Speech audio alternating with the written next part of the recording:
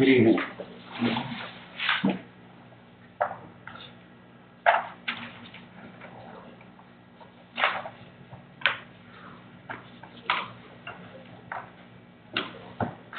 This is a workshop for the council for budget purposes.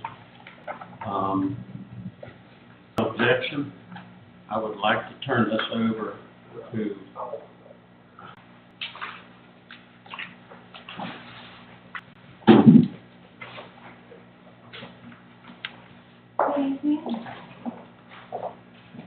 a handout that I didn't have available to you.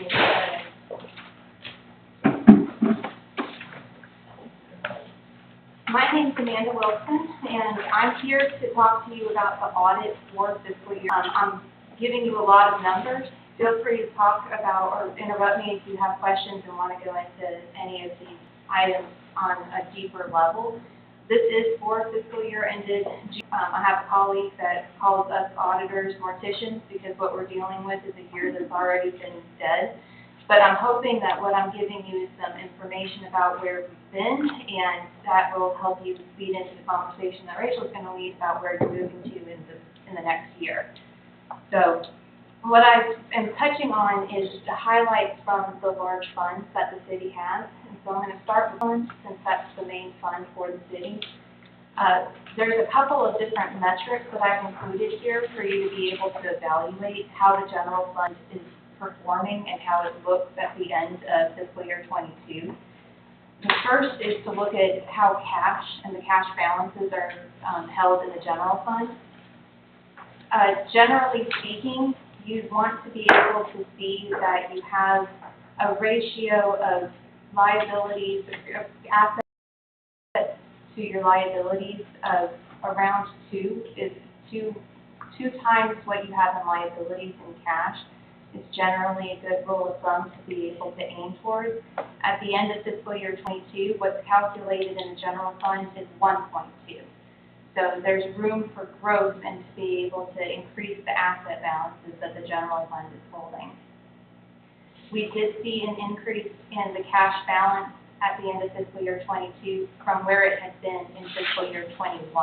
That increase is about a $100,000 increase in the cash balance being held. When we're looking at the fund balance, another metric that we talk about is the unassigned fund balance. And the way to be able to calculate this amount, if you look at what is classified as unassigned in the general fund, so that's available for the city to use for future operations, and compare it to how much the city spends in an annual year. And what you're looking for, the benchmark is usually around about 15%. I've got some ranges here on your handout, but you are usually looking for a number that's around 15 to 25%, and that would indicate that what you have in unassigned fund balance is enough to essentially cash flow about 15 to 25% of the next year, which would be 2 to 3 months. So that's why the percentage is an important way to be able to judge what you've got on hand at the end of the year. The way that it's calculated right now, it shows that there's a higher amount than what you would see if you remove the interfund receivable that's with the utility fund. So if you remove that receivable, there's the effect of the receivable that's showing between what the general fund is showing that it expects to receive from the utility fund. If you remove the effect of that receivable, the unassigned fund balance calculates at 0.37%. Which means that receivable is really indicating a lot of what is happening in the general fund activity at the end of the year. And that receivable has been growing over the last few years, and when I brought this to you for fiscal year 21, that number was not as low as it's calculating as at the end of fiscal year 22. A lot of that is because the receivable with the utility fund continues to increase, and it increased about $500,000 throughout the course of fiscal year 22. So that's the reason for the number showing the way that it does at the end of fiscal year 22. If you flip over to the second page, I've touched on some of the highlights about the revenues and expenditures that the general fund reported in fiscal year 22. Overall, the general fund increased fund balance by about $663,000, which means it brought in more revenues than what it spent. The budget for expenditures was $2.2 million, and expenditures actually came in at $2.17 million, which is less than the approved budget. Revenues overall decreased in 2022 compared to 2021, mainly related to some of the funding sources that had come in from fiscal year 2021. Touching on some of the other funds, loss continues to increase. There was about $68,000 more that was collected in fiscal year 22 than had been collected in 2021, and we're seeing those ongoing projects. The amount in ARPA for the American Rescue Plan is being segmented into a separate fund, and the cash balance in that fund that's available to be used for future expenditures was $530,000 at the end of fiscal year 22. Also, in fiscal year 22, the city set up a new debt service fund to be able to track the payments that are being made on long-term debt. So that year had transfers that were going into the debt service fund to make payments on debt of about $63,000. And those payments were going towards the finance purchases that are related to a John Deere and a Fleet Interceptor. And finally, to look at the actual utility fund, the operating income for fiscal year 22 was an increase from fiscal year 2021, leaving it with an operating income of about $476,000 at the end of the year. So those are some high points from the numbers from fiscal year 2022. Do you have any questions, or would you like me to go into more detail about any of those items?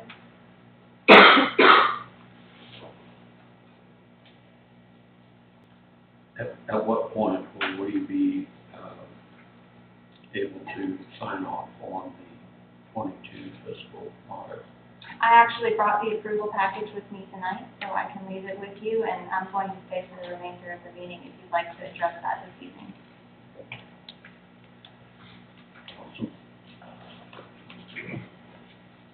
Come along. Indeed. Any other questions? Well, it's a pleasure to be here. Thank you for having me, and I'm going to be on hand to be able to help out around my. Thank you. Tom, are you going to start that? Whenever you want me to. All right. Way of presenting, is it the same as the handout? Yeah. Yes.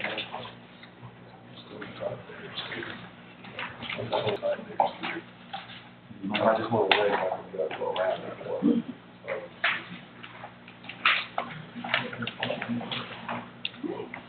If y'all are ready, I'll get started. Okay, here we go. Well, what I'm going to go over with you this evening is just kind of piggyback on to what Amanda had presented with the fiscal year 22 audit. We will look at fiscal year 23 year-to-date and fiscal year 24 budget. And so the way I've structured the following slides is by fund. And we will have, a column for each of these so we can see the progression of how those funds have moved through time. This is the only slide that's different than your handout. I apologize that the agenda did not get updated, unfortunately, but fortunately, it's not really needed. We can move on. What we're going to do is this is kind of a status of the numbers that I'm presenting. The fiscal year 22 column is the audit that was presented based on the last draft that was received May 22nd. The numbers have not changed to the final draft that y'all were presented tonight. The fiscal year 23 year-to-date column shows the current fiscal year that we're in right now. We have a little over a month remaining, and those numbers that are presented are as of May 22nd. And then the last column that we'll look at is your fiscal year 24 budget. And this is obviously the first review of that draft for this workshop, and there are some pending items we'll discuss as we move through it, some items that have the potential to change, and of course, your direction on whatever items you would like to discuss. So we'll go through these today. Obviously, we'll start with the general fund. This is the main operating fund of the city and is the most critical from that perspective. Looking at the general fund revenues and resources, you can, and I'm sorry it's off the screen a little bit, but you can see that we have progressed approximately 2.7 in fiscal year 22. We have about 2.7 year to date, 23, so do anticipate a slight growth in the current fiscal year. And then we're budgeted at about 2.8 in fiscal year 24's budget. You can see the percentage on the side, and you can tell we are heavily supported by property taxes and other forms of taxes at 63% of our revenues and other financing sources. And the handout you have that it is a landscape handout that is the budget document itself will give you detail as to what is included in each of those line items. So, for example, taxes is a pretty broad category. That does include your real and personal property taxes, which is the bulk of that, but it also includes franchise taxes, intangible taxes, and insurance premium tax. So those are some larger line items in that specific tax category. So normal growth here, one caveat I want to bring to your attention is the property taxes themselves. This draft budget was initially prepared for and discussed with the mayor on May 4th. And unfortunately, the tax commissioner has experienced some difficulties this year in getting that digest out to municipalities in the county. There, from what I understand, there was some exemption issues with how it came over there to get the Department of Revenue involved, and finally got all that ironed out. But the point is, we got the digest numbers on May 16th. So they were not received in time to be properly reviewed and analyzed for this presentation. So what I did was incorporated a slight increase in your property tax revenues, but what I anticipate is that we'll see a significant amount of reassessments this year, as well as some growth in the digest. And so what I want to do is when I get those numbers worked out, which will be by the end of this week, early next week, is revise those property tax figures. I would not recommend a rollback, and you will see why in the slides to come. But running some quick numbers on the digest that we received, I am anticipating about a 30% increase in your digest. It's a pretty significant change. To give you some perspective, just to consider these numbers, 1 mil in your digest is approximately $125,000. So we will dive into property tax numbers, and I will prepare a memo once that digest is analyzed for y'all to consider and learn about what our digest has to offer us in terms of supporting the city this year. But that number is still in progress. I have incorporated increases in your insurance premium tax, as well as some increases in your franchise taxes. Other than that, most of all the taxes will remain the same. In terms of licenses and permits, we have a 13% increase there. That's general growth in building permits and business licenses, as well as some of your other fees. Looking on down, you can see there's not a significant amount of change other than in charges for services and net transfers. I am attempting to significantly reduce the amount of transfers that we make from the Utility Services Fund, and we will definitely discuss that in more depth. We kind of touched on it briefly, casually this afternoon, but we will go into that in more depth in a future slide as well and talk about what the implications of those transfers are, what they should represent, and how we can make some moves to get closer to our goal there. So with that, we'll kind of covers the general fund revenues and resources. So we'll turn our attention over to the expenditure side. Again, you have the same 3 columns with your change in the last column. Pretty lateral again from 22 to 23. We do see growth in the budget in fiscal year 24. Citywide, from a personnel perspective, this draft budget does incorporate a cost of living adjustment, so that is across the board for all employees, and it is based on CPI. So I'm recommending 5% COLA, and that is based on, what I do is I take a 3 to 5 year average of CPI, because as a government, we can't fluctuate with CPI. It's with, 2.5 one year, and then it's 7 the next year, and then I think it's even 8% this year. So what we do is we take an average of these past few years, and that's where I've come up with the basis for that 5% COLA recommendation. In addition to that, this draft budget includes an up to 3% merit increase. So what I will ask is that department leaders conduct performance evaluations on all of their staff, and depending on their performance, they would receive a merit increase up to 3%. So that could look something like an average employee may have 1%, above average may get 2%, and an exemplary employee may get 3%. And that's all based on a consistent methodology that we apply citywide, and that's very important to protect ourselves against liability. So that is, in all the departments that you see, that is incorporated citywide across all staff.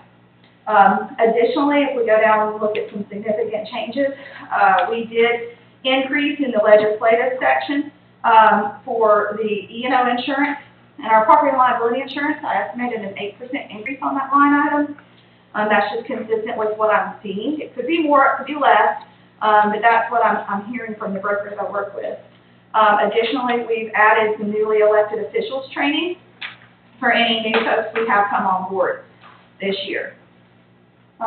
Everything is fairly flat in the legislative committees. We did increase slightly in the Sunflower Festival Committee and Holiday Committee, just based on past historical activity. We have a slight increase in the budget in elections. And then in general administration, we are reflecting a 21% increase, and that is primarily driven by, again, that property and liability insurance with an 8% increase there, as well as some new computer upgrades. There's 2 new computer and printer upgrades incorporated in that budget as well. Moving on down to finance administration. You can see we have a fairly small increase of $7,000 in your finance administration, and then, accounting on the slide there. Judicial has a slight increase of $11,000 or 12%. And then moving on down to your police department, which is really, police and public works are your largest departments, and that's where the bulk of your budget lies. You will see an increase there for property and liability insurance,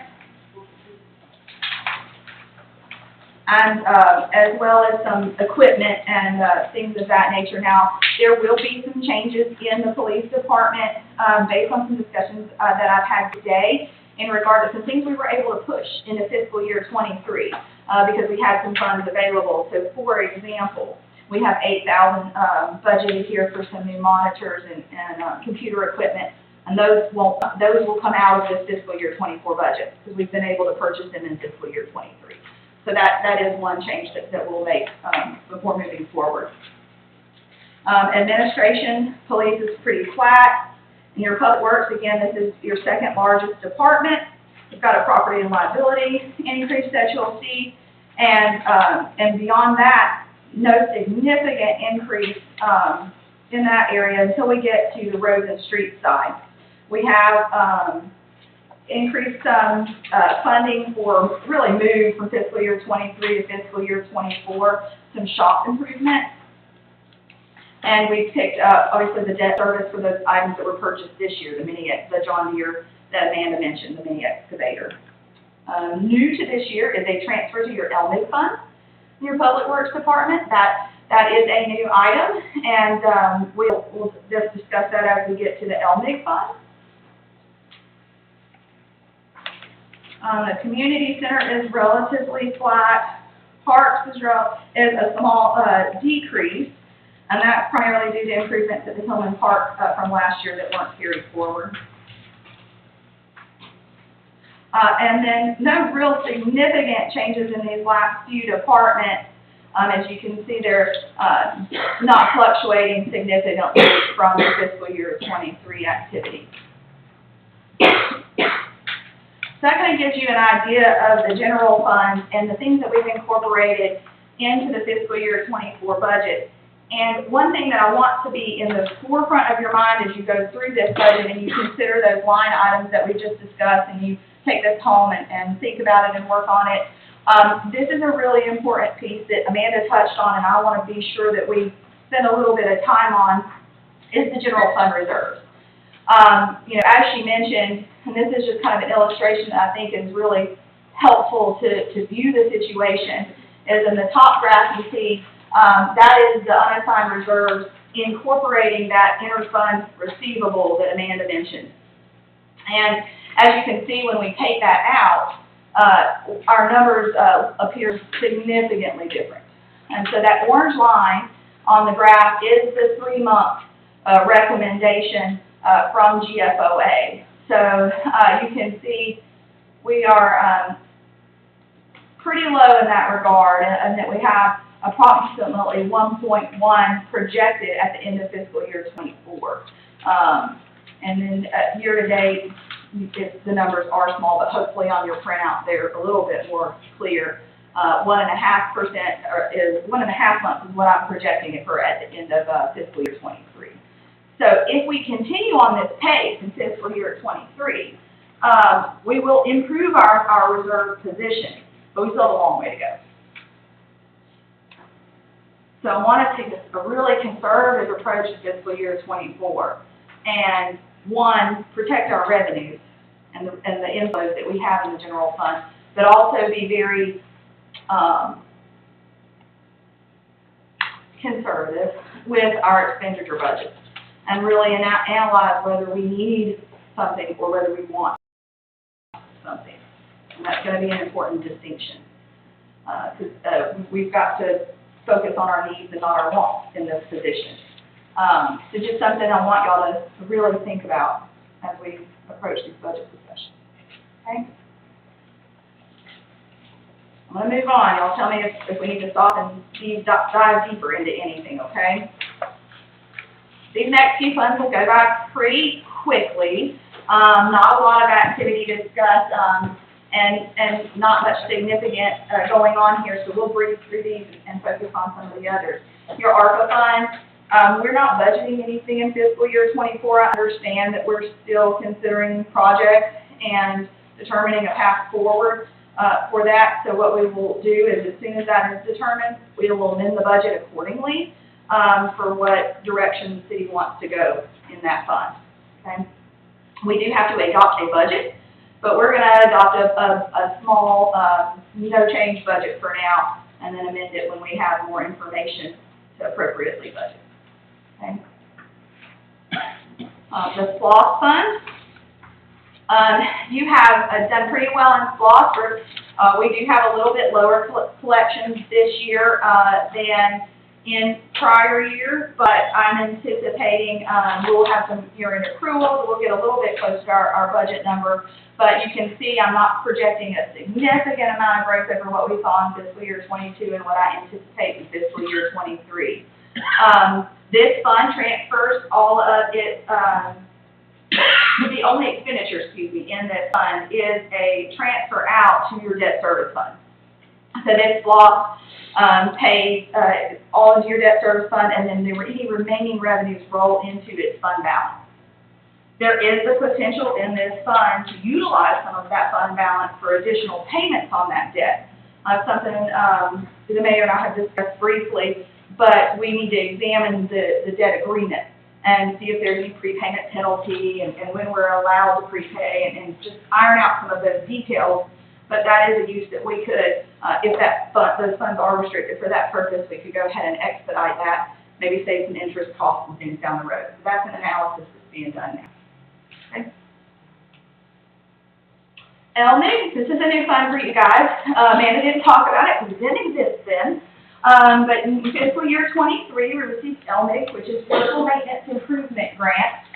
We received it for the first time in fiscal year 23, $40,589. We have an anticipated receipt of $41,500 in the fiscal year 24 budget.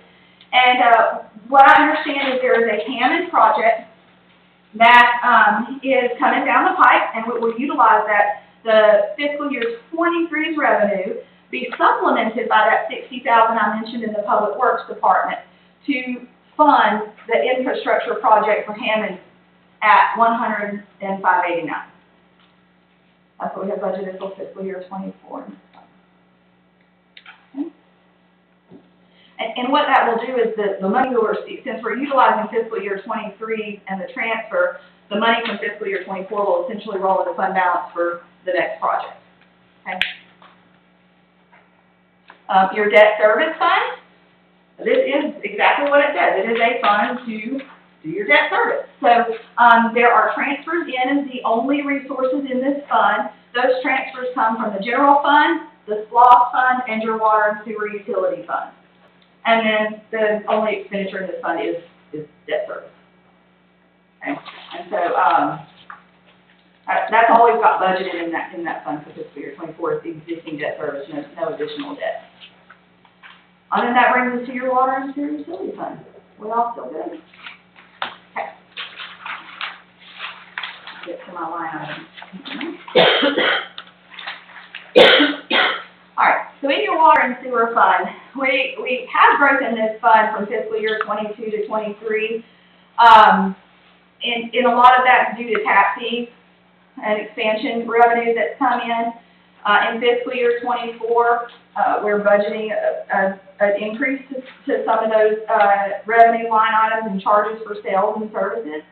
And we're actually budgeting a surplus in this fund, which typically you should expect to do every year because you really want to set aside those expansion dollars, not for next year's operations, but for future expansion of the system. So in reality, we should always have some of a budgeted surplus in the water and sewer utility fund.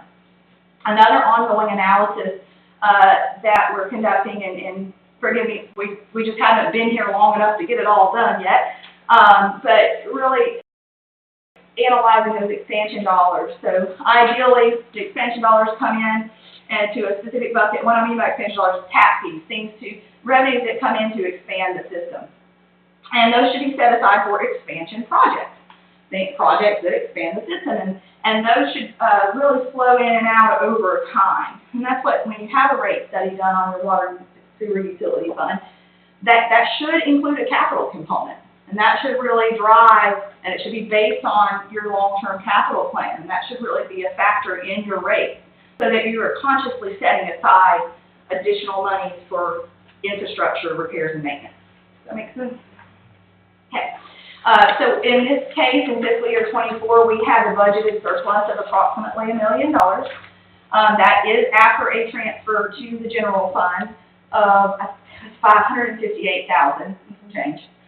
And you can see here we have about $500,000 anticipated or proposed growth in the fiscal year 24 budget. Some of that is going to be personnel for the COLA and merit, but some of it is project related. And those details are in your budget as well. Again, we have the 8% increase in property liability insurance. And then most everything is fairly flat with some special projects, and Jordan may have more to add, but some special projects in there. We also did include some sewer capacity. That is different from your budget in prior years, in that we are budgeting $100,000 just for city sewer capacity, in addition to some lots that we expect to sell. So that's something that's going to be different from what you've seen in the past. Okay, just like in the general fund, we should do a reserve analysis in this fund as well. The Water Environment Federation recommends 1 to 3 months of unrestricted net position. GFOA kind of says it's the same sort of thing, 2 to 3 months. And what you have here is the straight line is your goals, and the darker blue line is your actual activity. You can see with that budgeted $1 million surplus what that does to your reserves. And why you're seeing it fluctuate so much is because of that capital component that's incorporated there. So if you have a big capital project, that's going to dip. And if you don't have a capital project, that's going to rise, right? And so that's why you want to pull some of that out, is so that you're really looking at what you have for operations, and it's not fluctuating wildly. It's one of the reasons we want to fund depreciation, and it's one of the reasons we want to set aside those committed dollars for capital expansion.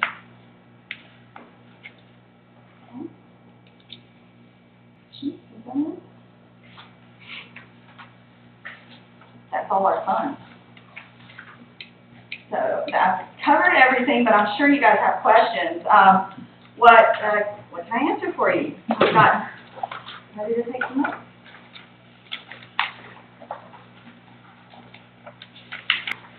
That's a lot of information.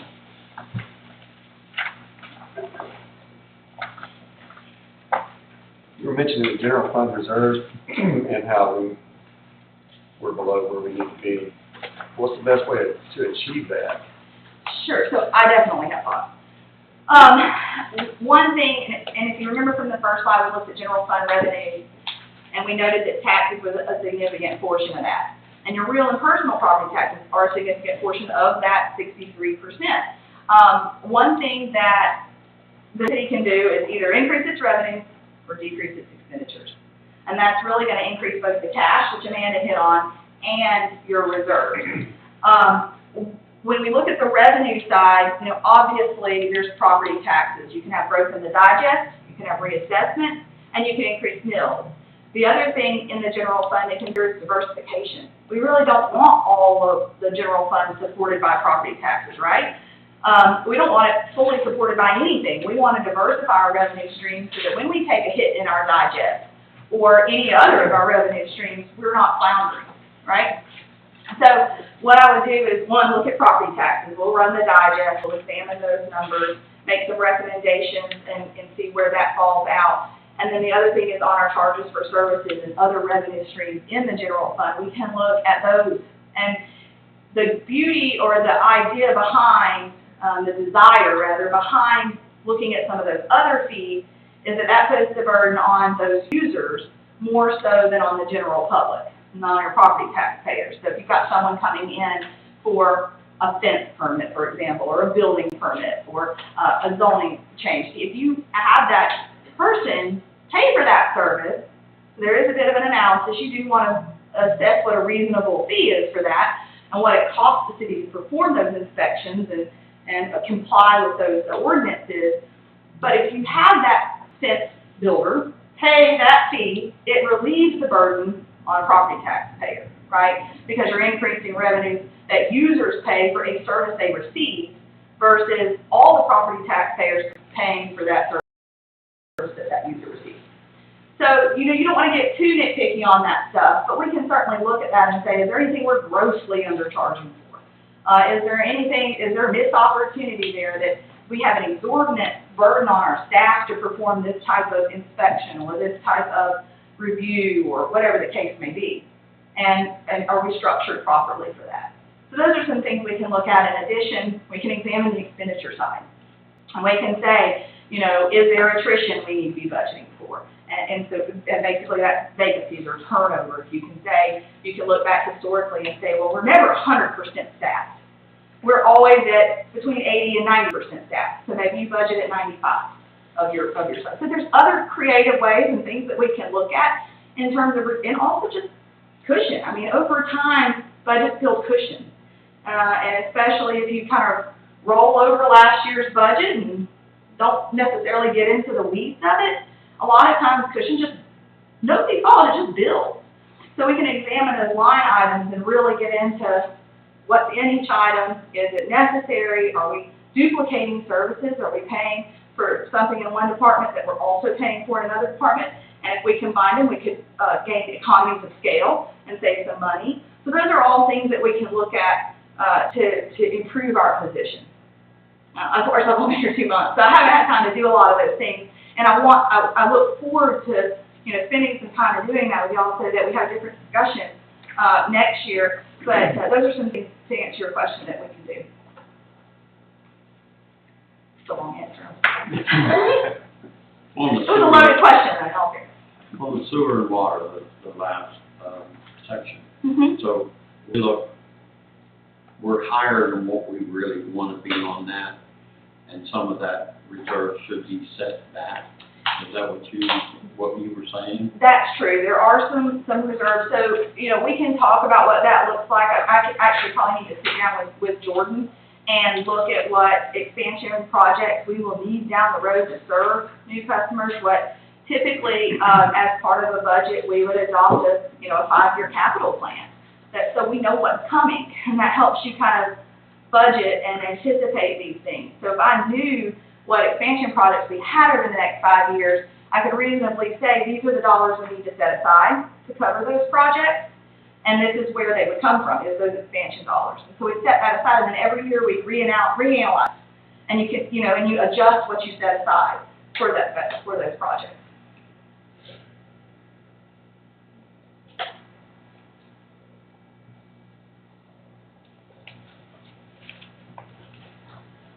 Other questions about the presentation? So where do we go from here? So where we go from here, what I would recommend is, if there is any specific direction from council, or I don't want to do the Hammond project, I do want to do the Hammond project, I want to see this or don't want to see that, I would take all that feedback in. I will also perform an update of these figures with the property tax information and prepare a memo to you on what that digest looks like, what the increase in assessments looks like, what the increase in growth looks like, and what that means to you in a revenue dollar, and then what that means also to your constituents in their tax bills. And so we can break that down, and that's really where we go from here, is finalizing that number in terms of what we want our millage rate to be and how we want to proceed with property taxes, and then incorporating any changes from the direction of you guys. And then I prepare you a proposed draft. And the mayor submits that proposed to you, and you have a budget hearing, and then we move on to adoption. So do we work on this evening, the 24th? Mm-hmm. Is that something you want to go into now? We certainly can. Mm-hmm. Is it utilizing the screen? No, we actually don't need to screen it. Maybe they'll have lights so that you can see your detail in your handouts here. There's a couple of us with old eyes. Yeah. Sure. Yeah. All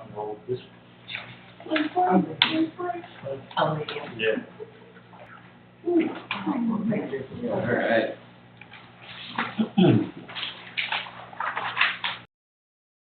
I'm going to make sure the table so I can take notes and make sure I incorporate all of it.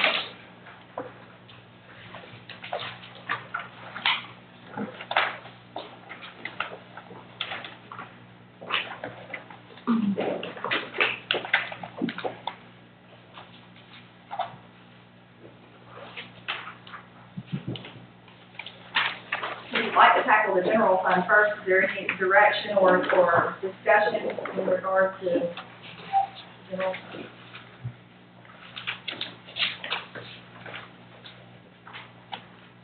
So in general, across the board, we're looking at between 5 and 8% pay increase in salaries.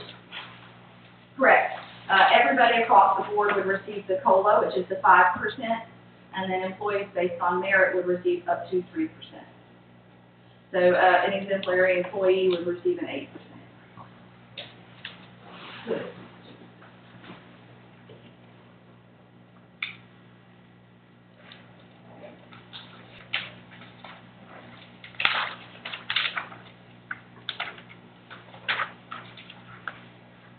Jordan, how many employees do you have right now?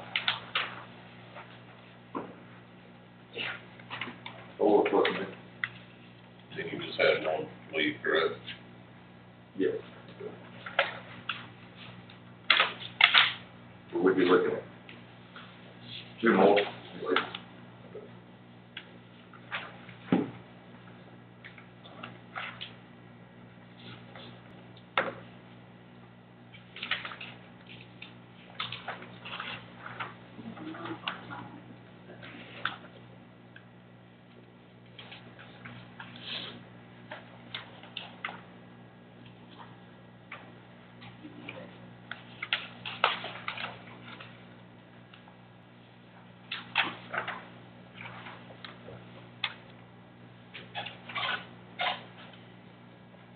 Captain, when y'all buy the officer's uniforms, is that boots and everything, or shoes, footwear, whatever? No, sir, we don't do footwear. They do their own footwear? Yes, sir. Do they get the shirts and pants? Typically, we give them, Bottom I'll defer to Sergeant Hood, I think we give them 2 pairs of pants, 3 pairs of pants, 3 shirts, their duty gear, and, that's really about it. That's what we give them. Okay. We replace it as it needs to be replaced for the fiscal year. A lot of times, of course, you're gonna have situations where they're gonna tear their pants or Yeah. rip their shirts or something like that, and we replace it as it has to be replaced. We don't stockpile uniforms either. Hey, Jordan, is there any, about the clothing allowance for the public works director, clothing, anything, food? That's what I was getting to. Yeah. You're trying to do some of $150 towards a good pair of boots. or jeans. Which they used to get, what, 50? Yeah. They increased it to 150, and then what do you get for clothing after that? 5 short sleeves, 5 long sleeves, 50 shirts. And then they purchase their own jeans, right? Yeah, unless you don't need boots, and we reimburse jeans too. Yeah. So some guys only, every 2 years, go through a good pair of boots. They was on through them every 3-4 months. Right. You know, but you can't get much for 50. No, not too work boots. That's acceptable. So anybody, like, I think Sam's were about 200, but he got reimbursed 150. Yeah.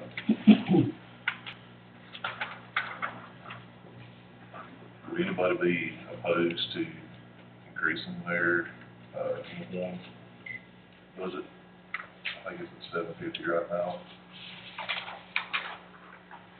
Just to give them a little bit, because I have heard of some of those guys have to get the pants sewed up, and it's hanging on by a thread, so. Yeah.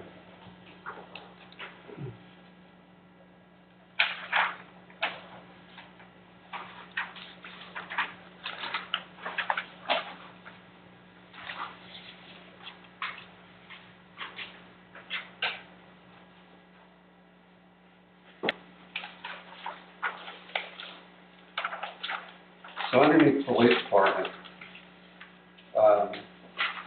there was mention that computers and monitors were already purchased out of this year's budget.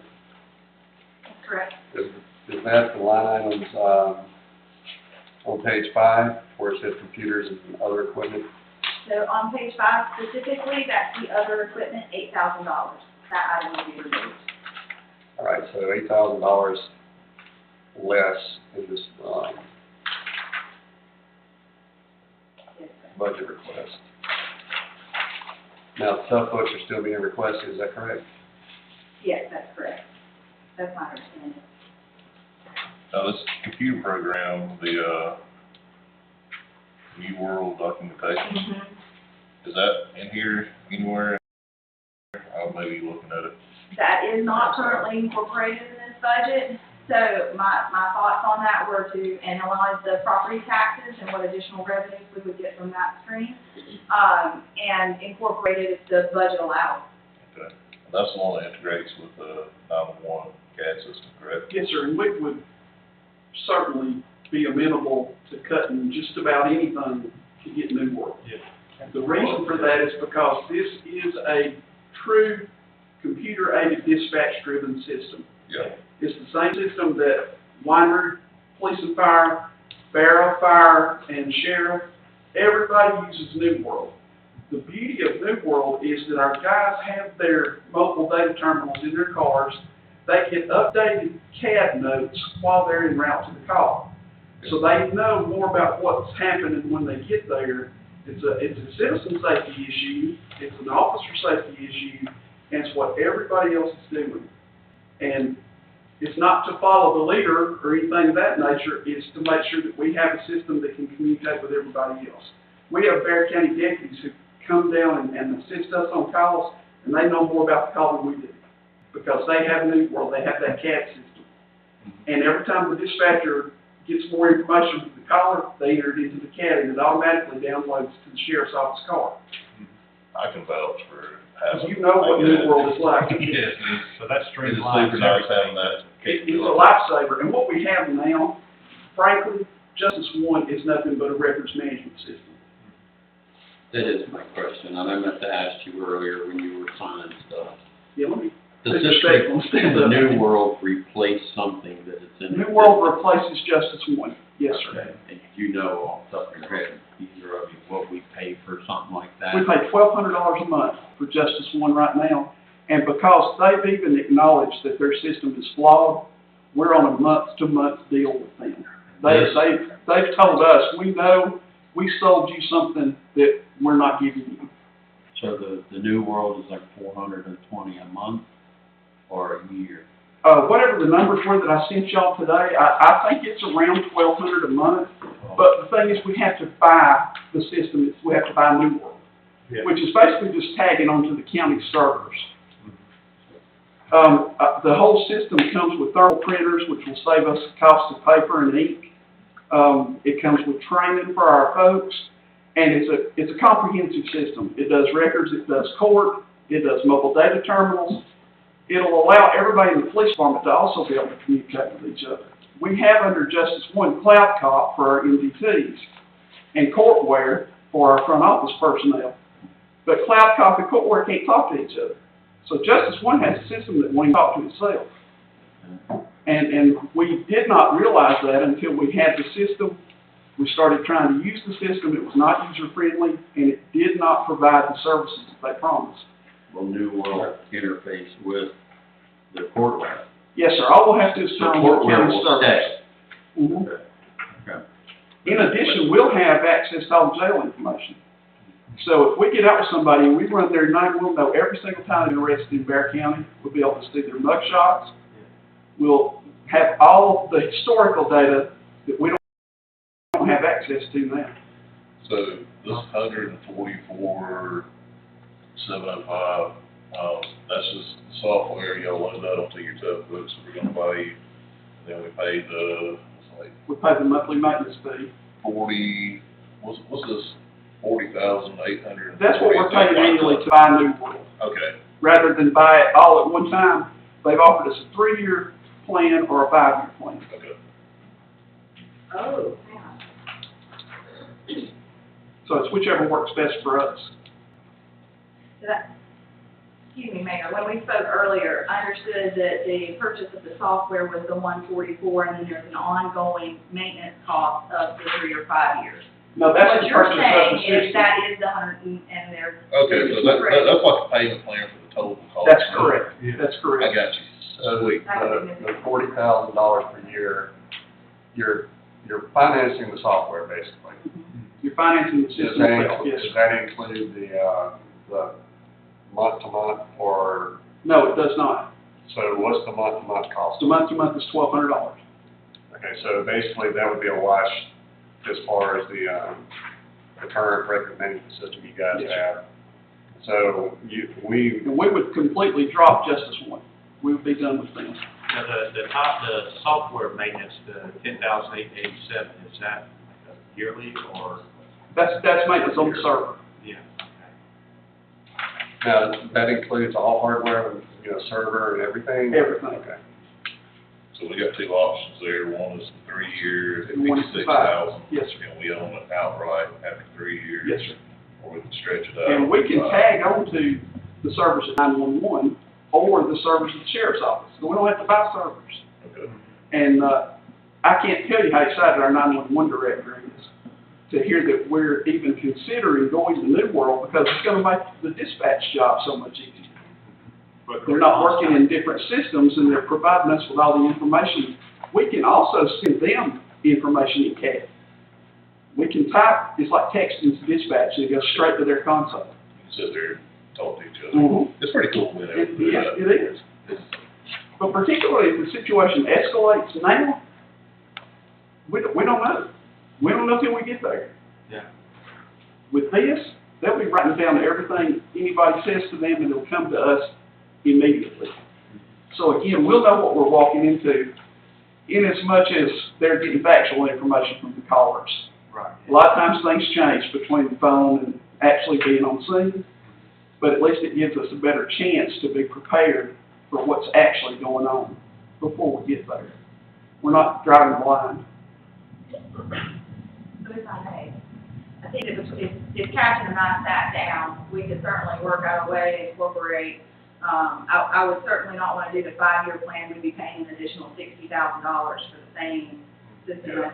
But we are not in a financial position to take a chunk of 150 out in the next year. So for me, that middle of the road at 3 years. That's kind of what we told them, we can't pay for this just right out front. Give us some options, and that's what we're driving for.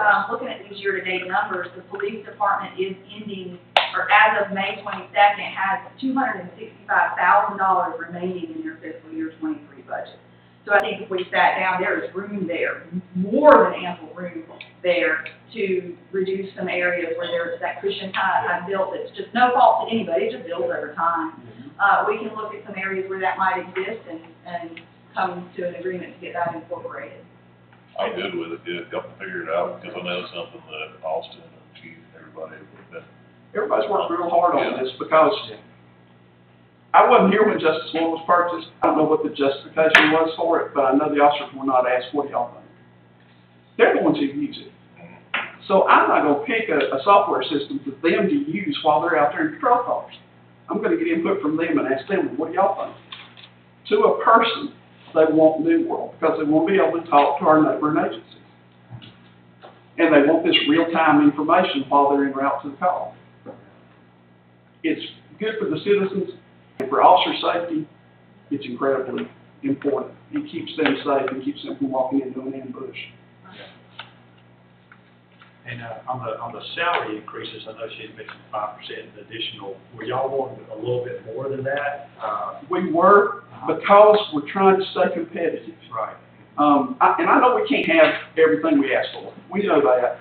We were asking for 10% for all of our sworn personnel, simply because our starting salary is around 45, Winders is 52. The sheriff's office is around 49. So we're just not competitive. The problem we have, though, Captain, is every time we increase ours, They bump up theirs. And they've got a bigger pie. So, you know, we can get a bigger piece of the pie, but our pie stays the same size. Yeah. They got a bigger pie. They can give a bigger piece and it doesn't hurt anybody. and So we totally understand that, and I'll be honest with you, our folks are not here for the money. Our folks are here because they want to be here. Yeah. And I'm very proud to be able to say that. And our chief is very careful with our citizens' money. We don't spend this money frivolously, and we don't ask for things we don't need. We don't have a wish list. We ask for what we need. If we're asking for it, we need it. And everything we have is because y'all trust us and support us and believe us and work with us. And we appreciate that. Is that something that you can work on with the captain about the 10%? Quite frankly, it's not sustainable. You will have to raise you will have to increase property taxes if you want to more than the 8% that's recommended.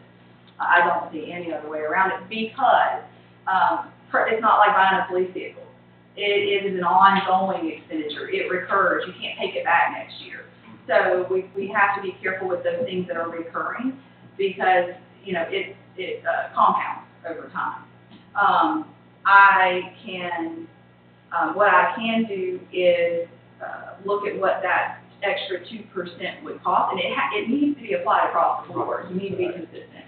I can calculate what that equates to from a dollar figure, and when we have those property tax and millage discussions, you will know what you need from your property taxpayers to accomplish that. So just throwing crazy numbers out, if it's $100,000 for that extra 2%, then you know you need that much in additional property tax revenues, and I can equate that to you and how much you would have to either increase or not roll back your millage to accomplish that. It's got to come from somewhere.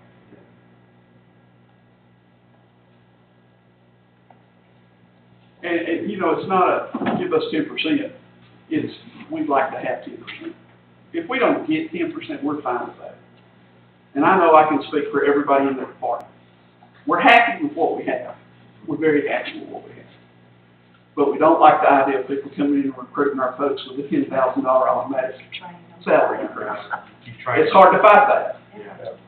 That's why we're so adamant about our take-home cars. That's part of our salary package. And if they can't take those cars home, then they really are making a whole lot less than anybody else is making. So, we're all pleased with our benefits package. We're all pleased with the take-home car policy. They didn't ask for this raise. The chief and I did. Because we see what they do. They're fine. They're fine. They're good kids.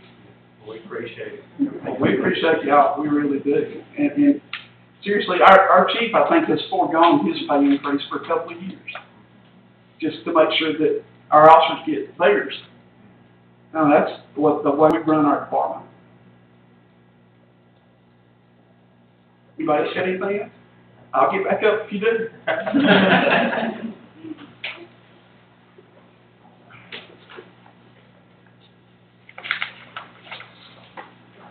Mayor, may I address the council?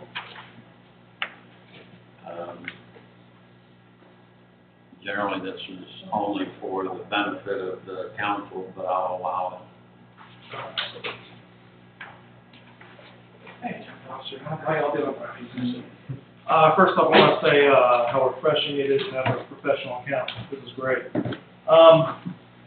I could address your attention to legislative committees, beautification and tree committee, the budget is $9,000, which I appreciate, which is based on last year.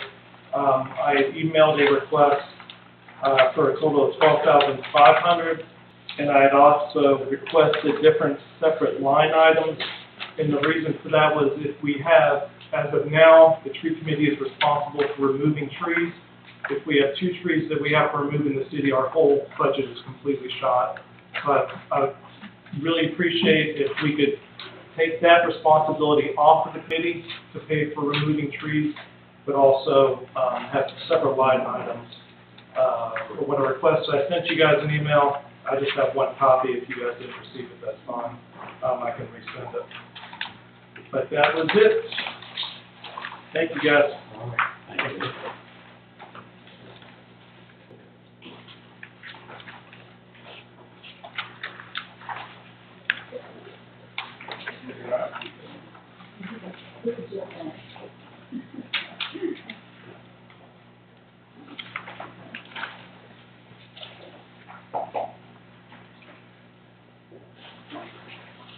I may be jumping ahead. I'm not sure if this is general fund or utility fund, but I do see roads and streets. Would that cover paving and that sort of thing? Yes, and technically it's general fund, there's nothing off limits here, we talk about it.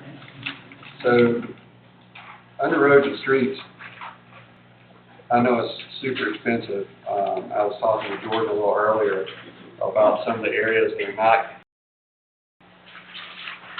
in this budget to be paved, but definitely they're gonna have to have something done.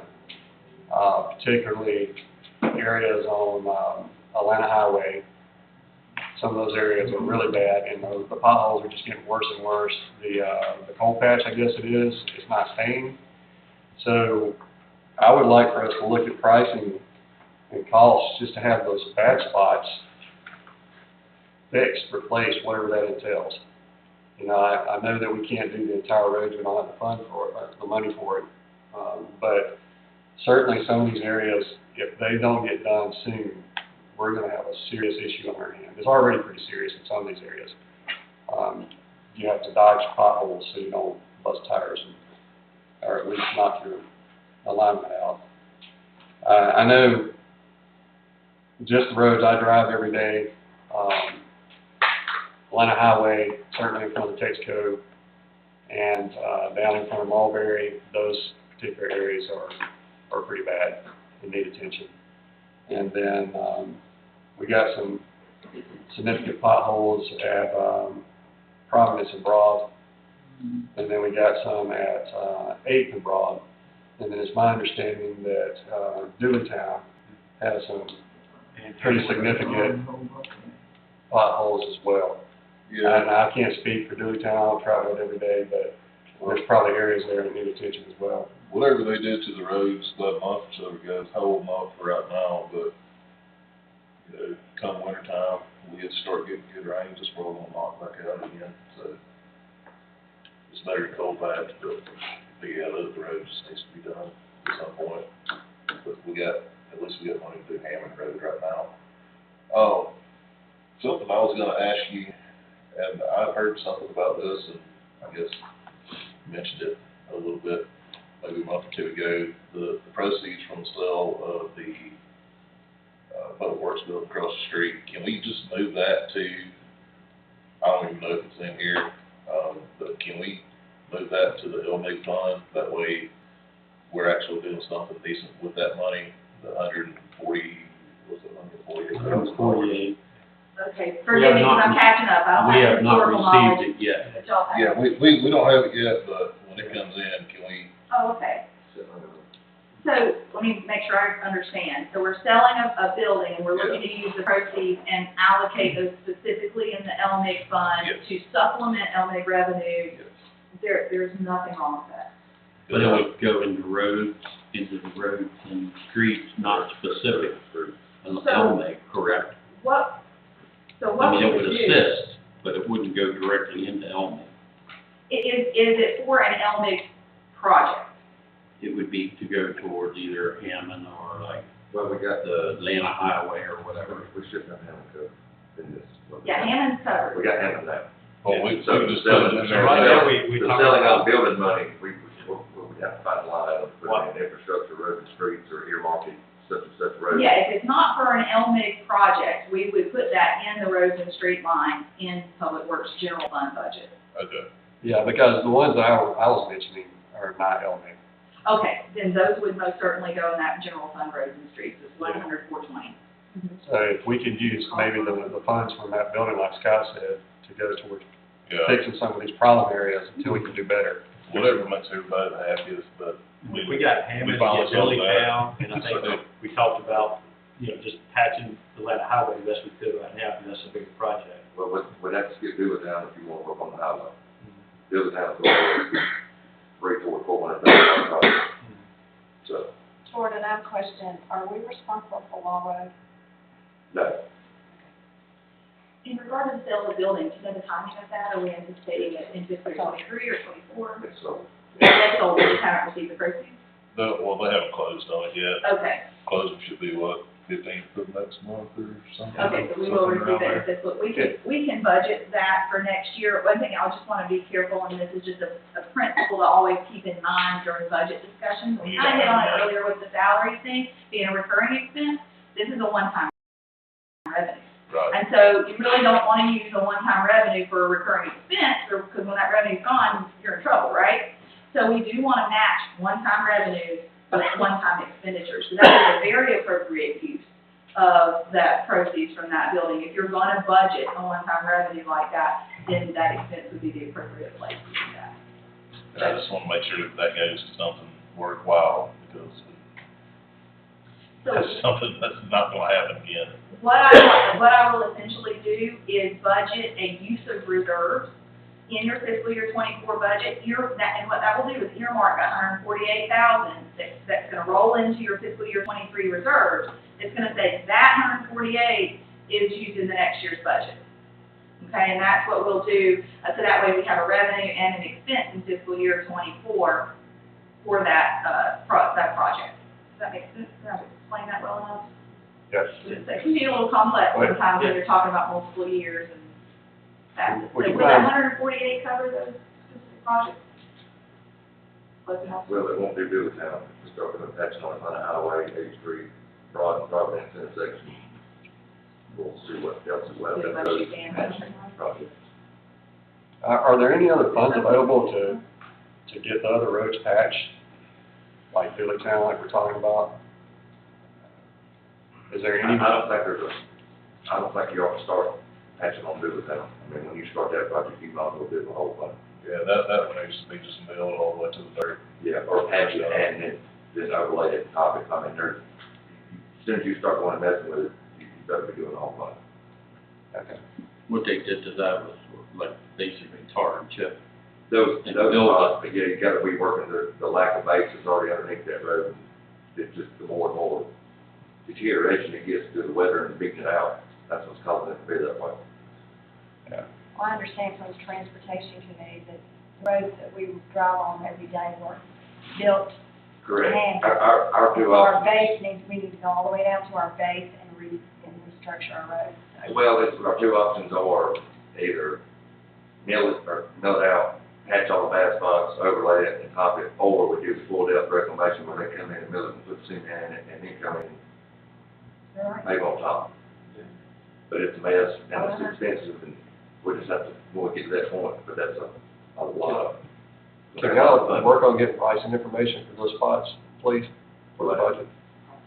For the spots on like Atlanta and. Yeah.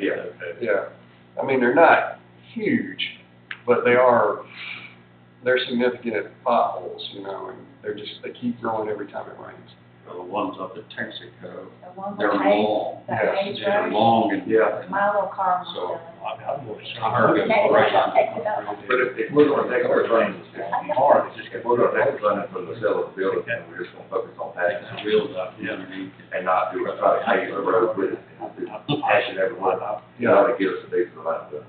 Yeah, I mean, if coal patch is not holding, then definitely we gotta do some kind of, take it down and do whatever we need to do to get it, where people are not having to swerve every time they come in and out of town, so. Okay. And that'll at least get us some time, buy some time until another budget where maybe there'll be funds available for them.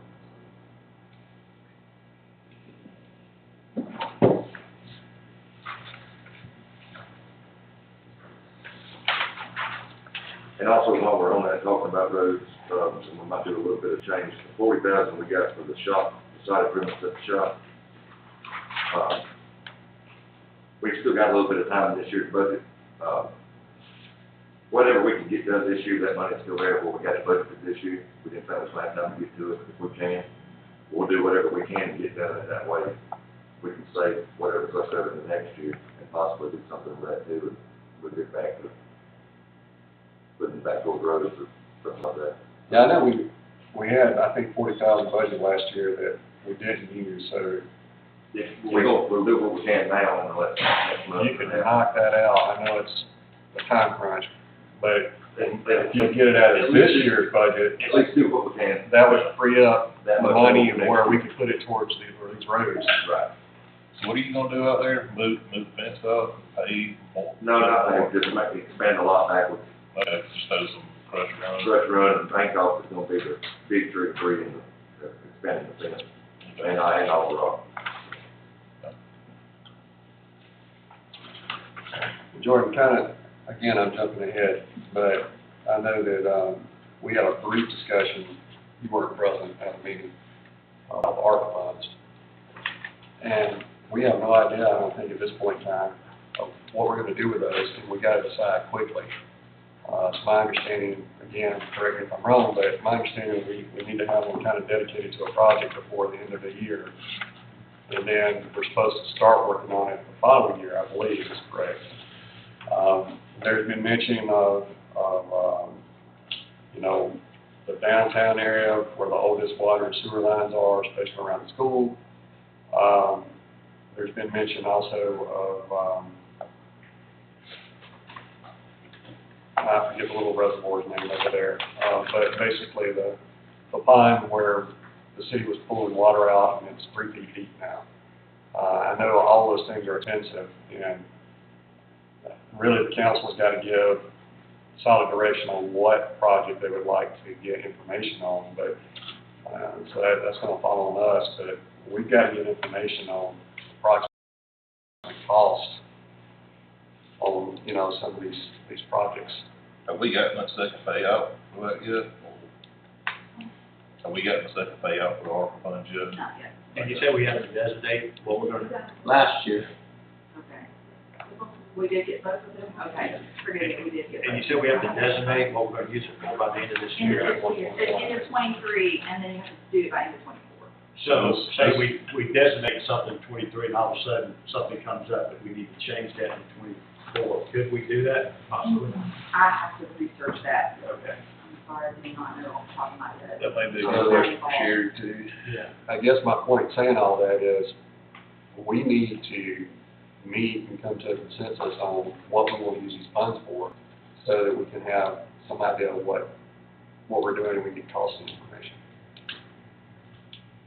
I mean, as it stands now, they're not really allocated for anything specific. And, until we have some idea of what we would like to attack, so to speak, then there's no way that Jordan can get us information on costing. So, I will say as far as sewer goes, I would say I don't recommend starting in the middle.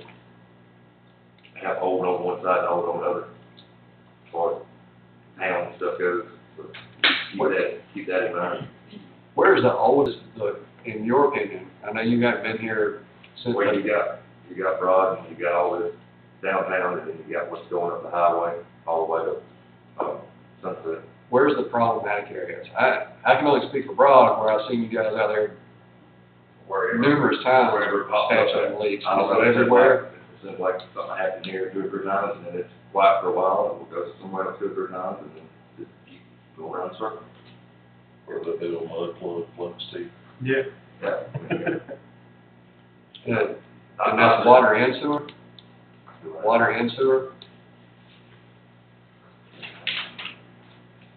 Some stuff you think you get more trouble than others, and other stuff breaks, so it just, water's a little bit different animal, and you kind of go about it a little bit different. You can replace some sections in the middle if you have better on one end and better on the other, and do it that way. Just being able to get water back to customers, or putting that line in and having it ready to go and not having my water for a long time. So, I'll just put that out there. I don't think you want to get too in depth with that right now, but No, but I think probably in the very near future, if you could maybe get some information on where the oldest stuff is and the problem areas. That way we kind of have some idea of maybe where to start, where we can figure out what we want to do with that money, so. right. And I don't want to put you on the spot right now about it, but just keep this fresh in mind with the DOT project coming up here next year or so, the bridge crossing. So everything that's got to be moved, the water main that's got to be moved there, they got to be relocated, so they'll be new. So anything around 316 there, that'll already be new. So we could either expand off of what they're doing, or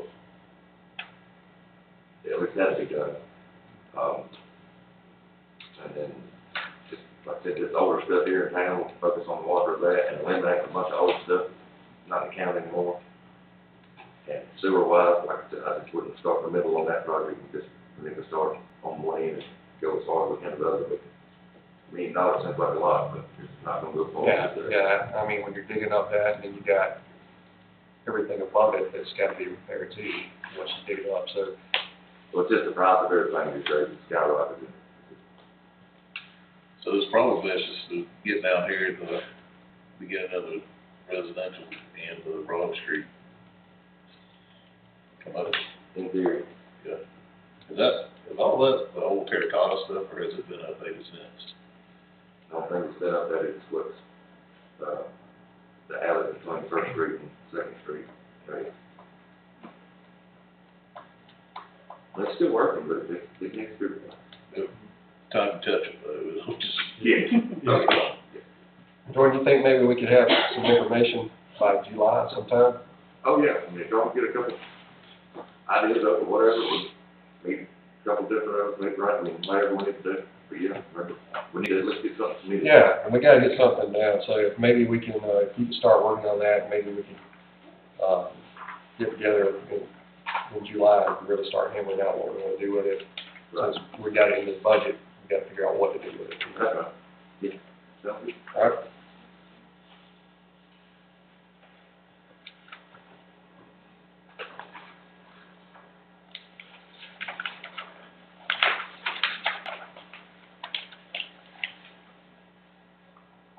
Those are my big concerns, I'm sure. So,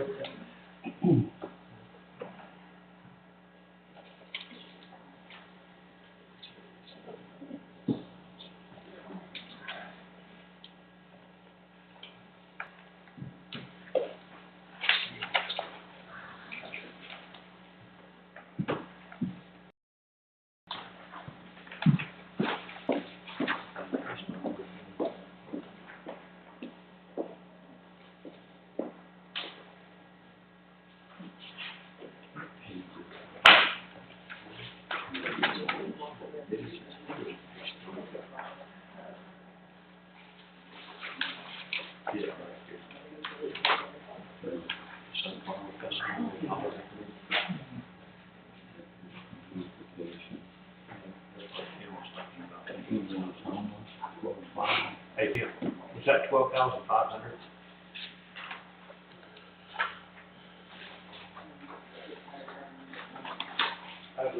And you wanted, Jim, you wanted all that for the beautification, and then you didn't want any part of that for the tree removal. Right.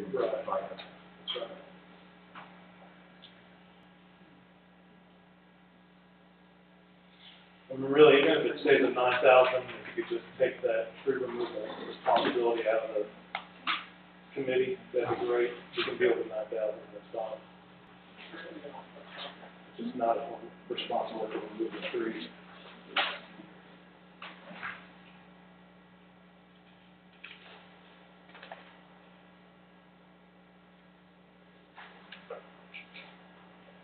Do you know how many bad trees we're gonna need to remove, or is that just something that we just? Well, we got two going right now that we still don't know what the deal is with them. They want to schedule that when school was out because they have to drop the power.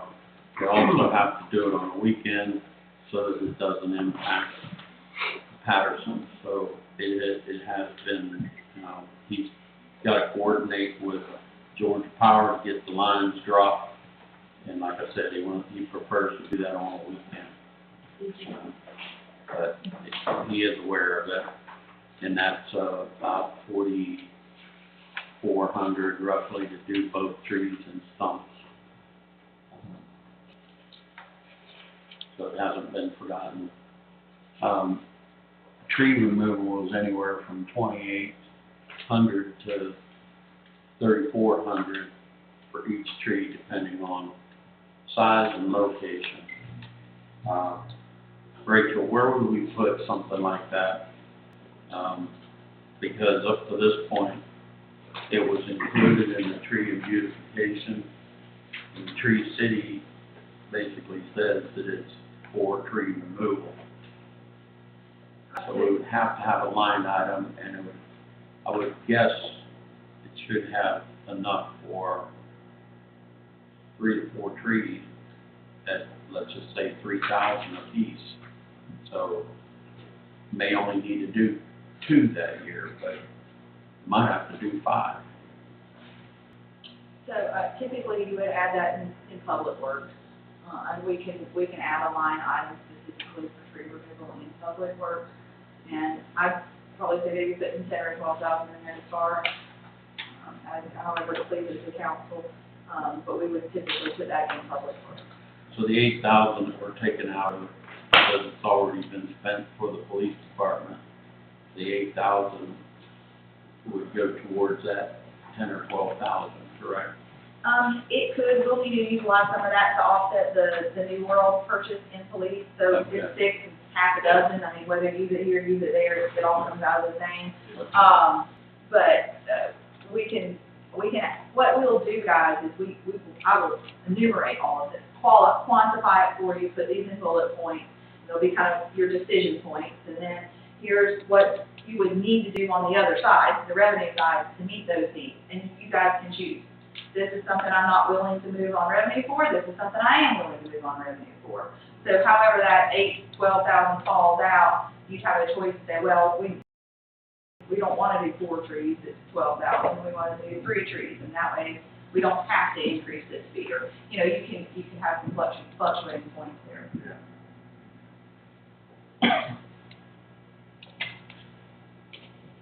What other items would you like her to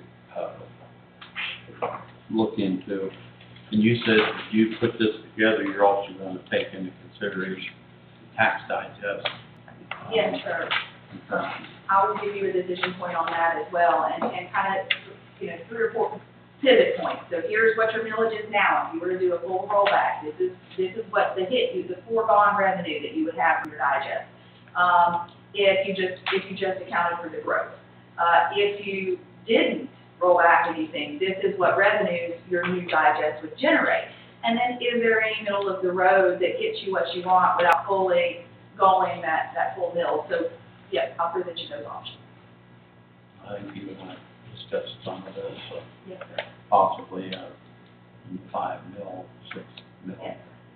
But if the values have been increased, effectively you reach that by staying where you're at That's correct. without raising it. That's correct. We'll look forward to seeing those numbers. Yes, the digest has been, one of curiosity for me because it took so long to get. I'm interested in analyzing it as well. Yeah, my assessment was sticker shock. I think you are the, that's the norm, what I understand in Barrow County, there's been significant.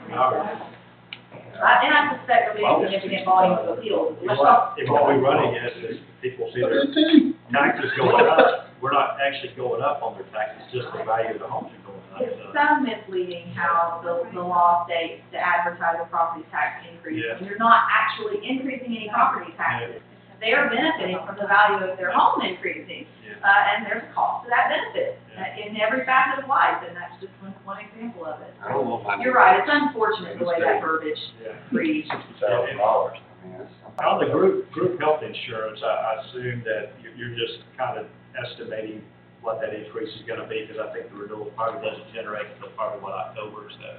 Right, I have not had I haven't had a chance to get into your benefit, structure yet. I haven't met with any brokers or discussed what options are available in terms of renewal. A lot of times I can talk to a broker in off season, and they'll give me kind of a temperature check.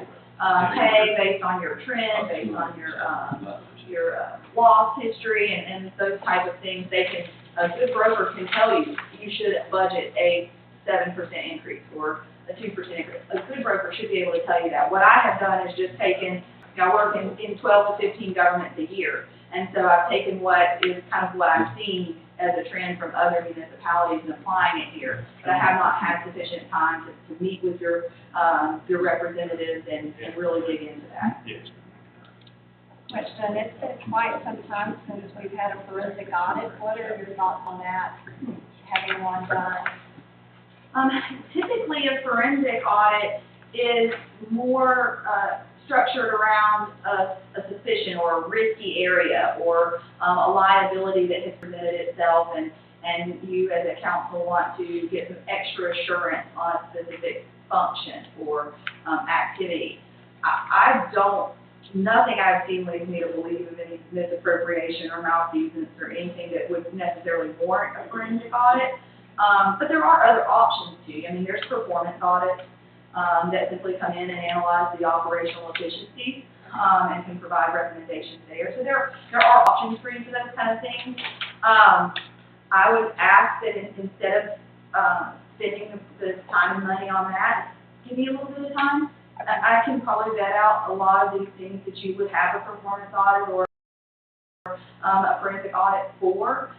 If I encounter anything that warrants it, believe me, I will bring it to your attention promptly. But if I could have some time with the numbers, I think I'd feel a lot better telling you one way or the other on that, whether, you should go down any additional audit path or not. Okay, thank you.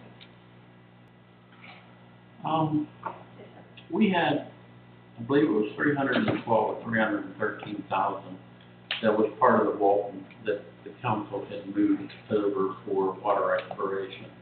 And we used part of that for water studies and drilling. We had 270,000 that was still left. And I thought it was in a protected account. And I know I saw it on one of the other printouts, and I don't know where it is right now, but, Would this be Well, you're talking about- referred to as well development? Is that the yeah, same? well, Okay. If I'm Okay, I not have mistaken, another didn't we thought. use some of that for this project over here next to Casco's? Didn't it come out of that? no, no, that would have the Casto project.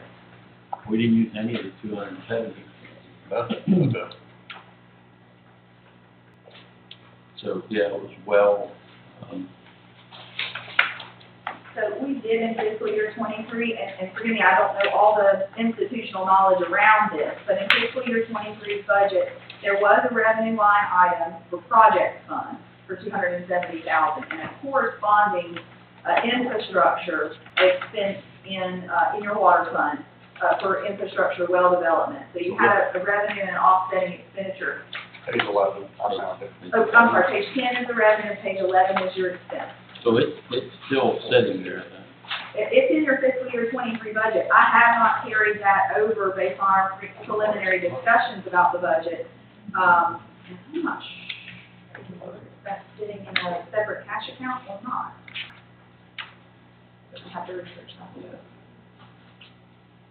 Yeah, it's got some interest. It's just budgeted that way.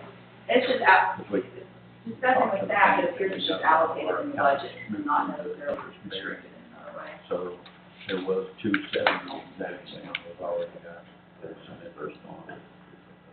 But yeah, it started at 312. We need to roll over on, our reports on it. Yeah, that's So between that. We spent about 40,000 or something. yeah, and part of that was we paid for Dan to do a water study. And then we paid another 5,000 out of that to EMI to do a water study, which they presented here the other month. So that all came out of that 312. That's something else we probably need to decide on. So that's still available. That, if we didn't do anything with that in 23, it would roll to fiscal 24. Well, no, not necessarily, and I'm looking here, you do have a cash account set aside for project funds. So that cash is set aside in a cash account separately from your operating cash, so what we would need to do is appropriate those funds again. They are sitting in your fiscal year 23 budget. I did not carry them forward in fiscal year 24, so if you need to reappropriate those funds.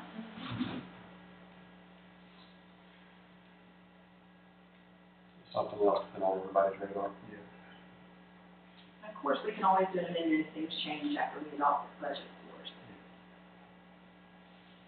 Jordan, I got one more question for you. The 60,000 for smoke test, where's that at? Where's that supposed to Well, be? it's supposed to be for the more of the downtown area, it's been so wet this year, up till now, but we haven't been able to do it. That's just, kind of something we didn't do this year, and we're gonna try to do. We have, it's supposed to be already done, but it's just been so wet. The drier it is, the better the smoke test will be to find more water getting in the sewer system.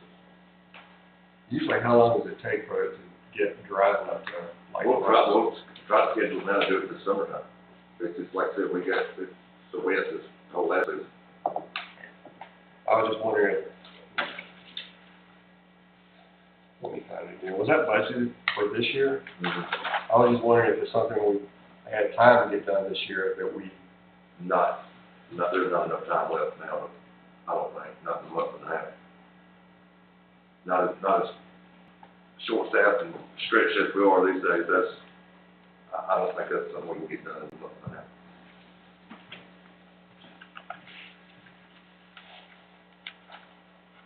I wish I had about 4, but I don't. You mentioned 2 other employees coming on, how soon are they going to start?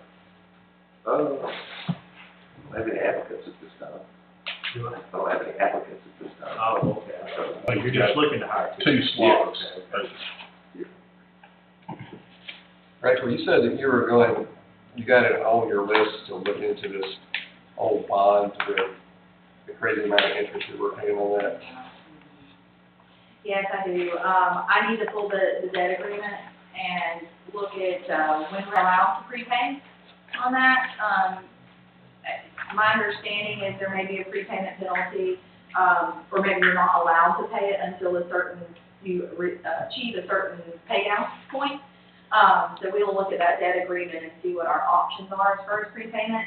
If you were to prepay on your principal, it would certainly save you interest at the end of your loan. And I was just thinking, even if there's a penalty for early payment, it's gotta be less than the interest we're paying on that. That's astronomical. It's possible, we can perform that analysis. I think when I first took office and then looked into that, and it was like, Well, it was a 25-year loan, and I think it was, if you had to be past the 50% mark on, you know, years. So that was something I put on her radar that, you know, we've got 10 more years to pay on that.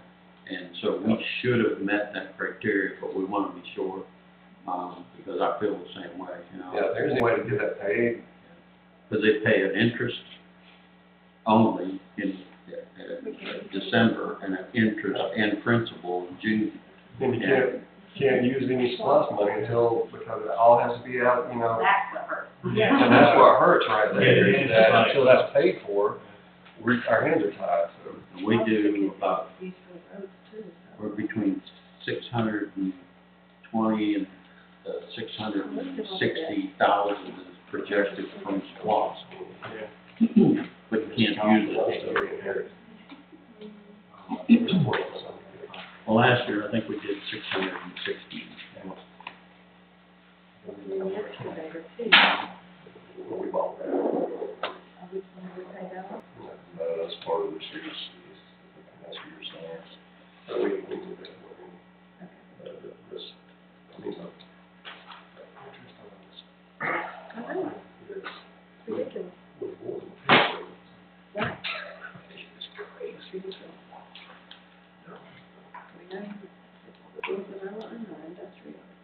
What other suggestions you all have, to look into for Rachel to make notes? I guess we're covered by, Already take a little time just to go through this. I need to go back through it, I've been looking at it for a couple And of you all days. have her information. Rachel, did you bring cards? Because I lost them. I sure do. I was gonna say, I could just forward you Yeah. the you email. just forward the email. Yeah. Uh, That would be the easiest. You put a card in your pocket. Yeah.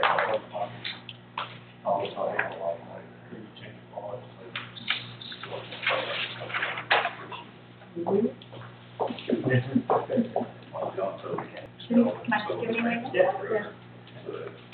Thank you. Thanks. That boxes, I love giving them out. It's like, would you want that? I know you didn't get that question. I know you have it.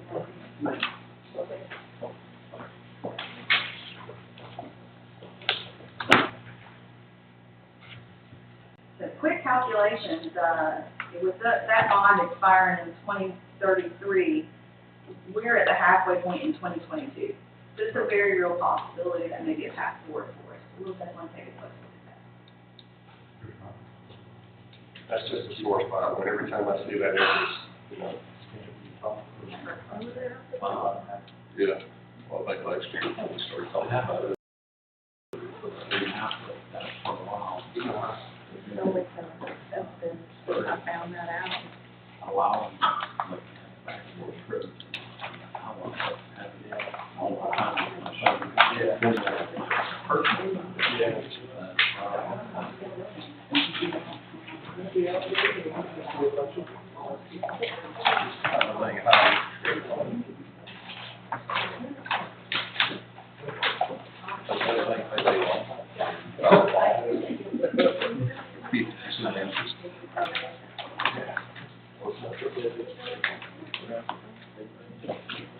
Getting 6 long, so.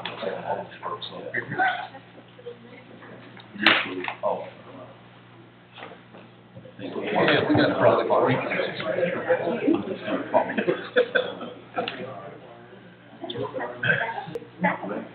All right, so are we gonna have another, when are we gonna have another hearing on this? I'll pick the day, I'll pick another day. And we need to get together about.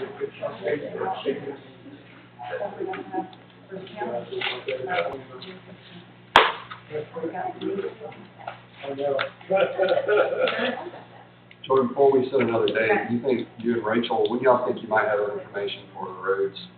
There's no need to meet until we have that pricing information.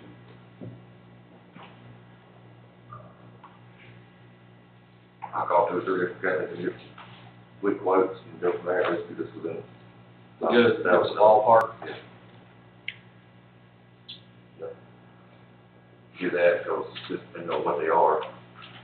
You know, once they go over 25, we'll have to get the seal bids and do all that. So, for sure, Line Highway's gonna be over that, but the other smallest streets would probably be under that and do a little bit different. A lot less work, just get a big step to another way. But, because, I'd say, give me, I don't know, if we can do it, I should have informal numbers on that. So if we set it up for weeks, in about 2 weeks, for another budget hearing, we'll have an idea. Jordan, is there anything else y'all need that's not on this budget? I mean, I can have a wish list a mile long, but I'm trying to say everything I feel. It is. We have to discuss what we have road land and year after. Second, third. Uniforms, that'd be great, the boys would love that. I'd like to be able to give y'all bigger uniform allowances if it's only like 2,500. With 13 work. Just, Give it a you know, couple weeks. Right, you bust out a pair of pants, I mean, you deal with literal shit all day, so. I know. Those other equipment stuff we utilize, you know, time, cost everything, I said, we gotta get to working on these roads and. Budget for another budget. That we're not in a position to spend that And money. What about, And then it should be ready going on the 20th. October rolls, the coveralls, So like you got 13. here, All right, what time do you want to? Hot. to stay close? Six. It's hot. in the wintertime, it wouldn't be that bad, but I mean, If you up the uniform budget, and that'll cover jackets, and if I want to buy overalls in the winter, we got boots, water leaks and stuff They like can go that. buy whatever they want, they just bring you the receipt, is that right? Well, I don't know about the whatever, but, I mean, they yeah, can. with limitations. Yeah. I won't tell her it's five. Within limitations, yeah. For the 13th and then the 20th for adoption work, y'all, 6 o'clock. 15, 13th. 13. I mean, I can make it work, too. For actual adoption. The 20th is our voting, so if we can come to an agreement on the 13th, then it can be adopted on the 20th, which will get us before the end of the fiscal year. I can make it work for myself, so. Rachel, will that give you enough time as well? We asked Jordan, the 13th, he hopefully will have, June 13th for public hearing, is that what the question is? Yeah, and then hopefully if we have all the pricing information and come to an agreement, we can vote on our 20th, our normal meeting. 3 weeks away? Yes, I can certainly work with anything for the 13th. That'll work, Jordan? Well, let me ask council, how, seeing the budget we got now, how close are we? How do y'all feel? We're pretty close, except just little tweaks to it. Minor thousands here and there? yeah, Rob Peter, pay Paul. I mean, just a couple of them, not, yeah. nothing- Yeah, there's not a whole lot, I think, that anybody that's wanting to change, we just need that information about those roads. Yeah, okay. I didn't know if we needed to have another discussion or two before we got to that, but that's, I've all got Chief Underwood's wish list. Yes, sir. And really, the only big ticket items we have are our new world Yeah. and our own IT. Now, when you say your own IT, are you saying we wouldn't be using, Matthew? That's our hope. Because of our GCIC and NCIC systems, as well as the confidential nature of the information that we have in our systems, we have all the hardware, we would just need another IT company to provide us with the services. And, we want, the idea is to make it standalone because of the reports, both accident reports and incident reports, investigative files, again, the protected files of GCIC and NCIC, criminal histories, driver histories, that kind of thing. Just our own IT, so that nobody who doesn't participate in the law enforcement function gets into our information technology system. Is that already in here, Captain? Yes, sir, it is.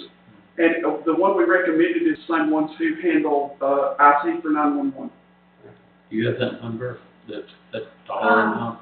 I don't have that, but I'm assuming it's in the figures that you reviewed, and I have your list of questions, and that wasn't one of them. So No, that- that's a separate matter, and I think the mayor and Aisha got the chief's wish list. Mhm. And that was our big ticket items, is our own IT and New World to help us maintain it. But that's not in there now, currently. I'm not aware of it being a change in there, that I'm not aware of adding any specific dollars for that purpose. Could you, Um, could you get the information to Oh, us? yes, sir, absolutely. You have her card? Yes, sir. Okay. Yeah. Yeah. And I'm assuming there'd be an offset too in the general administration, for example, or wherever, Matthew services are provided now, that we would see a reduction in that cost. So most likely, it would be a reduce one and add another. So we'll need to identify where that cost is budgeted. I'll work with staff on that and reduce one area and incorporate the others. Would you also say Matthew, or we're talking about Bradley? Bradley, Electronics. electronics, Matthew Brothers. That's right. And that's a great example of that cushion I was talking about, that unintentionally builds over time. If you add this IT service, and we don't necessarily take it away, and you've got that budget for something you don't need, you're not using it, but it's automatically just built in. So we want to make sure when we add new things that we take away what it's offsetting. We all know that we're already in a renovated doctor's office. Yeah. We need some IT security. Yeah. We need a greater actual firewall and pretend firewall to keep folks away from that privileged information. Well, it's no different than a hospital or a doctor's office anyway. It's the same principle. Yeah, same thing with it. Ours is not HIPAA protected. Yeah. You can be charged if you go into our system and take information out of it. It's a crime. Yeah. So we We're just strict on that want to GDPR. shore up some loose ends and make sure that only folks who need the information are able to access the information. Okay. Not that we have any ideas about anybody having access to them properly. We just want to shut the barn door before the cow gets out, Yeah. not after. And Mayor, I'll get your assistance working with Matthew Bradley on what his provided cost will be, knowing that service would be eliminated. Yeah, I'm sure that it will change. We'll make sure we get that. You can ask me about the 13th, what time? 6. 6. I was gonna make sure I get it. 6 to 11. Yeah. That's normal. We want to shoot high, we want to come in low, but we're, give you a big window. Control expectations. Hey, should we do advertising? Appreciate you bringing that. I knew we was a little bit darker, but it was good to follow along with the printout, so. You know what, one more thing, speaking of that, We need to add projectors. We talked about putting a projector over at the community center for like big planning and zoning meetings and so forth. And I guess that's probably more of a want than a need, but if we could get just some kind of price on what that would cost. And then that way it's finished over there. It would be nice, this is the second time that we've been asked for a projector in the past month. It would be nice to have that available, when it's needed.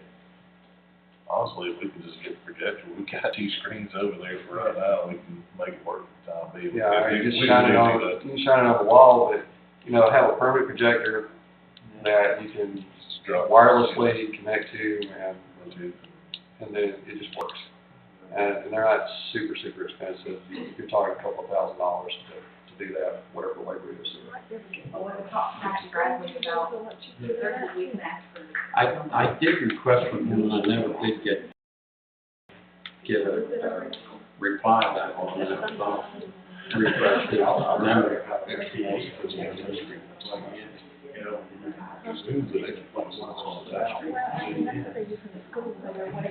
Well, I did talk to a company that does interactive, screens. One not quite as big as that. That's what it did. You literally could hit the laser on the change. Project from a laptop, Bluetooth, so you can have someone call in and they can share the whole out.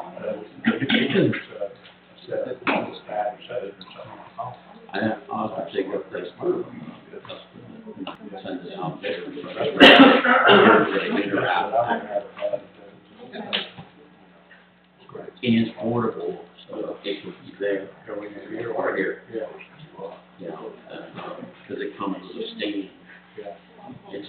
toilet paper pretty close to the street side. And it's shareable.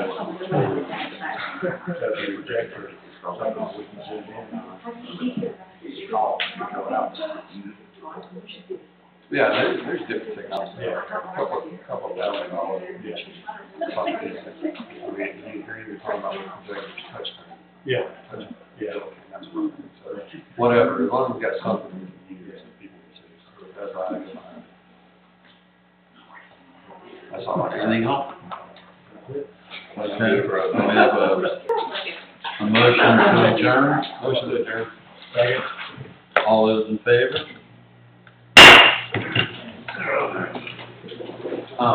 Hey, you make a note to send a notice to the paper or the. I don't know, sir. Okay. I sent it, and they ignored me. She sent it, and it's like, okay, it'll be in the paper. It's like, I did this 12 days before. Yeah, all right. How you doing, sir?